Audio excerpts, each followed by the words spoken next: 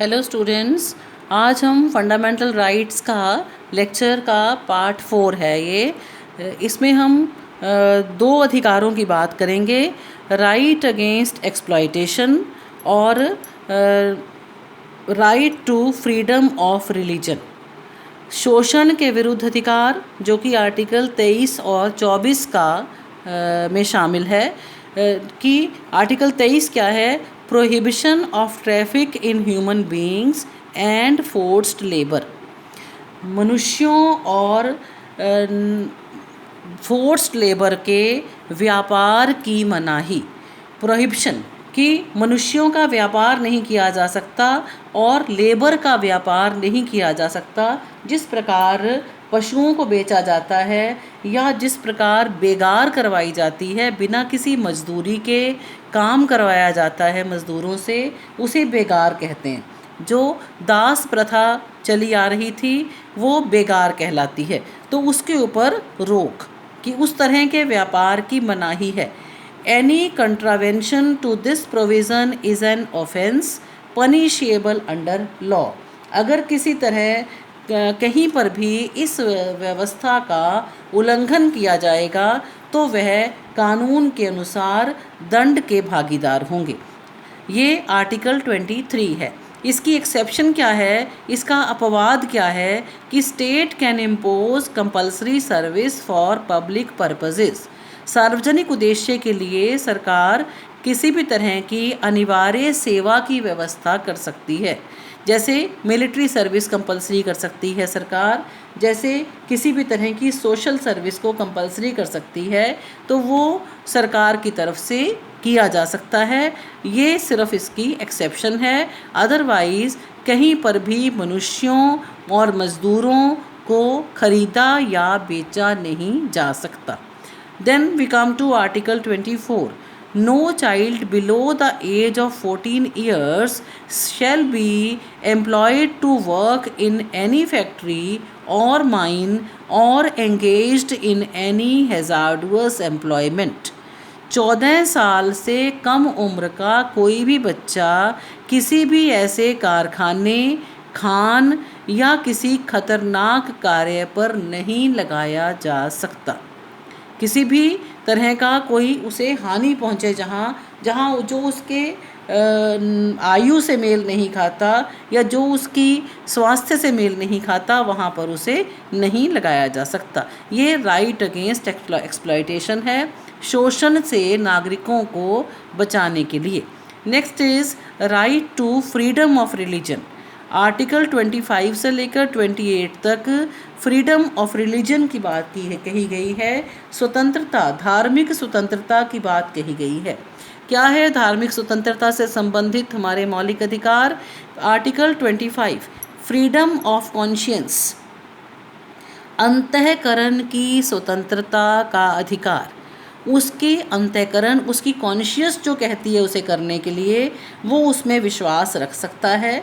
किसी भी धर्म में उसका मन है उसे मान सकता है, उसकी जुड़ी हुई रीति रिवाजों को कर सकता है, धार्मिक कार्य कर सकता है, धार्मिक कार्य को प्रैक्टिस कर सकता है, धार्मिक कार्य का प्रचार कर सकता है। ये सभी आर्टिकल 25 में है।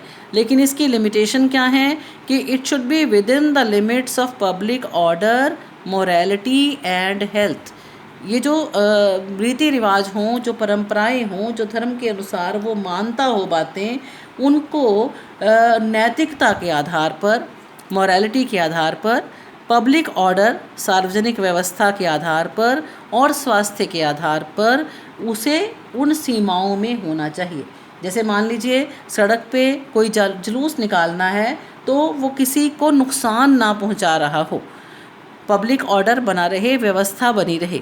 कोई जुलूस निकालना है तो ऐसा ना हो जो नैतिक मूल्यों के विपरीत हो या जिससे स्वास्थ्य को खतरा हो सके, जैसे आग लगाकर या किसी भी तरह से कोई ऐसी चीज़ों का प्रदर्शन करके जो स्वास्थ्य के लिए नुकसान है, उस तरह की परमिशन नहीं मिलेगी।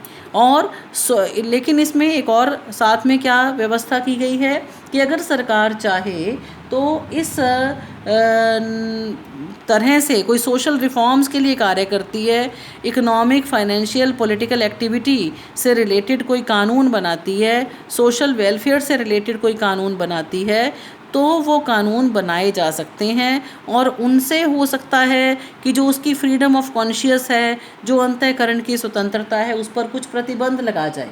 मान लीजिए कि कोई ऐसी एक्टिविटीज़ हैं जो देश के लिए खतरा है, जो समाज के लिए खतरा है, और सरकार उनके ऊपर प्रतिबंध लगाती है, सरकार रिफॉर्म्स लाना चाहती है। जैसे सती प्रथा को ख़त्म किया गया, दहेज प्रथा को ख़त्म किया गया, बेगारी को ख़त्म किया गया, जो भीख मांगने की प्रथा है उस पर प्रतिबंध लगाए गए। तो ये सभी रिफॉर्म्स हैं।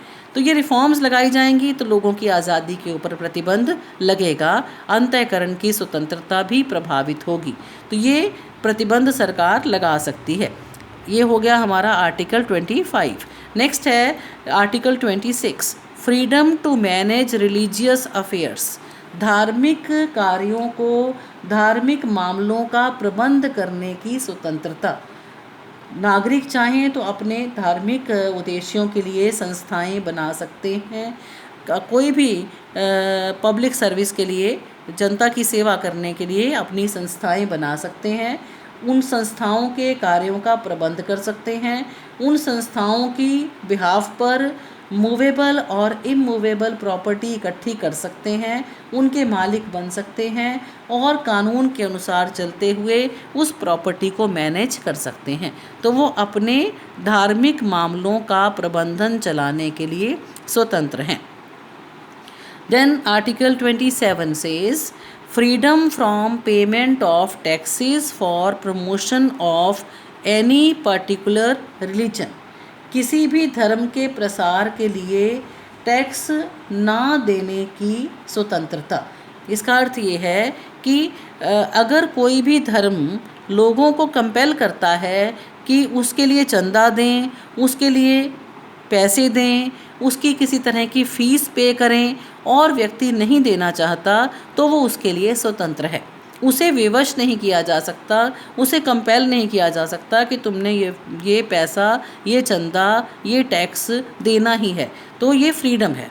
Next freedom is article 28, no religious education in government institutions, government aided educational institutions. No one can be compelled to participate in any religious activity against his or her will. किसी भी सरकारी संस्था में, सरकारी शिक्षण संस्थान में या सरकारी सहायता प्राप्त शिक्षण संस्थान में कोई धार्मिक शिक्षा नहीं दी जा सकती। कोई भी जो संस्थान सरकार के अधीन हैं, उसको सरकारी स्कूल हैं, सरकारी कॉलेज हैं, या सरकार से सहायता प्राप्त करने वाले स्कूल हैं, सरकार से सहायता प्राप्त करने वाले कॉलेज हैं, उनमें कोई धार्मिक शिक्षा नहीं दी जा सकती। और अगर कोई ऐसी धार्मिक शिक्षा है, अगर कोई माइनॉरिटीज़ इंस्टीट्यूशंस हैं जहाँ पर धार्मिक शिक्षा दी जा रही है, तो उसमें किसी भी स्टूडेंट को कंपेल नहीं किया जा सकता, किसी भी स्टूडेंट को विवश नहीं किया जा सकता उन धार्मिक गतिविधियों में भाग लेने के लिए।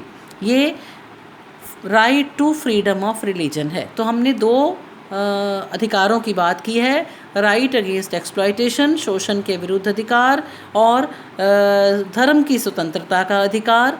आज इस लेक्चर में हम इतना ही करेंगे, बाकी हम नेक्स्ट लेक्चर में करेंगे। Thank you.